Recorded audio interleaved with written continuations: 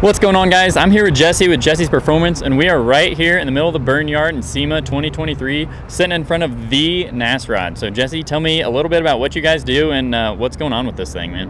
All right, so this is the Nasrod. It's a 34 Ford pickup. I built the tube chassis for it, put a big old motor, made it all-wheel drive, and it's got a lot of horsepower, and it's really fun. Yeah. So you're spinning more than just 2 tires on this thing in here this weekend. Yeah, I did a 4-wheel drive burnout earlier, and I slammed into the barrier, and it was fun. Hey, you'll have that, but guess what? Lights are still working. Lights are still on. So obviously you're running all of our XKchrome full color change. If you had to pick one thing, like what would be your favorite part about our app or any of the lights, what would it be? You know, it's a very well-rounded package, actually. Like, I like how it daisy chains together. It makes it, you know, I don't have 40,000 wires.